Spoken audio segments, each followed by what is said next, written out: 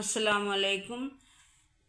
ഈ ലോകത്തുള്ള മുഴുവൻ ജനങ്ങൾക്കും മാർഗദർശനമായി കൊണ്ട് അള്ളാഹു മുഹമ്മദ് നബി സല്ലല്ലാഹു അലൈഹി വസല്ലമയിലൂടെ അവതരിപ്പിച്ച ഗ്രന്ഥമാണ് വിശുദ്ധ ഖുർആൻ. ഇതിൽ 114 അധ്യായങ്ങളുണ്ട്. ഭൗതിക പാരത്രിക ജീവിത വിജയങ്ങൾക്കുള്ള പാഠങ്ങൾ ഇതിലടങ്ങിയിട്ടുണ്ട്. ഇതിൻ്റെ മുഴുവൻ ആശയങ്ങളും നമുക്ക് ഒരുമിച്ച് പഠിക്കാം. എനിക്ക് അള്ളാഹു ആയുസ് തരികയാണെങ്കിൽ വളരെ ഭംഗിയായി ഇത് പൂർത്തീകരിക്കാം ഇൻഷാ അല്ലാഹ്. ഖുർആനിലെ 2-ാമത്തെ അധ്യായമായ സൂറത്തുൽ ബഖറയിലെ ആദ്യത്തെ 15 ആയത്തുകളുടെ അർത്ഥമാണ് ഈ വീഡിയോയിലൂടെ നാം പഠിക്കുന്നത്. ബിസ്മില്ലാഹി അർ-റഹ്മാൻ റഹീം. 1-ാമത്തെ ആയത്ത് അലിഫ് ലാം മീം. 2-ാമത്തെ ആയത്തിൻ്റെ അർത്ഥം ഇതാകുന്നു ഗ്രന്ഥം, അതിൽ സംശയമേയില്ല, സൂക്ഷ്മത പാലിക്കുന്നവർക്ക് നേർവഴി കാണിക്കുന്നതത്രേ അത്. 3-ാമത്തെ ആയത്തിൻ്റെ അർത്ഥം അദൃശ്യകാര്യങ്ങളിൽ വിശ്വസിക്കുകയും നമസ്കാരം മുറപ്രകാരം നിലനിർത്തുകയും നാം നൽകിയ സമ്പത്തിൽ നിന്ന് ചെലവഴിക്കുകയും ചെയ്തവർക്ക്. 4.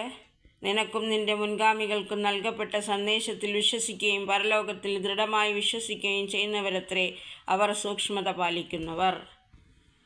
5. അവരുടെ നാഥൻ കാണിച്ച നേർവഴിയിലാകുന്നു അവർ തന്നെയാകുന്നു സാക്ഷാൽ വിജയികൾ. 6. സത്യനിഷേധികളെ സംബന്ധിച്ചിടത്തോളം നീ അവർക്ക് താക്കീത് നൽകുകയും ഇല്ലെങ്കിലും സമമാകുന്നു, അവർ വിശ്വസിക്കുന്നതല്ല. 7. അവരുടെ മനസ്സുകൾക്കും കാതിനും അല്ലാഹു മുദ്ര വച്ചിരിക്കുകയാണ്, അവരുടെ ദൃഷ്ടികളിൽ മേലും ഒരു മൂടിയുണ്ട്, അവർക്കാകുന്നു കനത്ത ശിക്ഷയുള്ളത്. 8.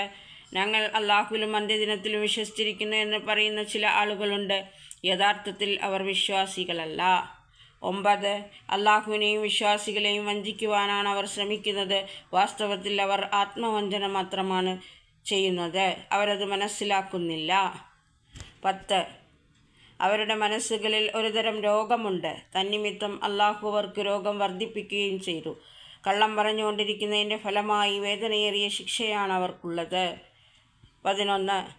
നിങ്ങൾ നാട്ടിൽ കുഴപ്പമുണ്ടാക്കാതിരിക്കുക എന്ന് അവരോട് ആരെങ്കിലും പറഞ്ഞാൽ അവർ സൽപ്രവർത്തനങ്ങൾ മാത്രമാണല്ലോ ചെയ്യുന്നത് എന്നായിരിക്കും അവരുടെ മറുപടി.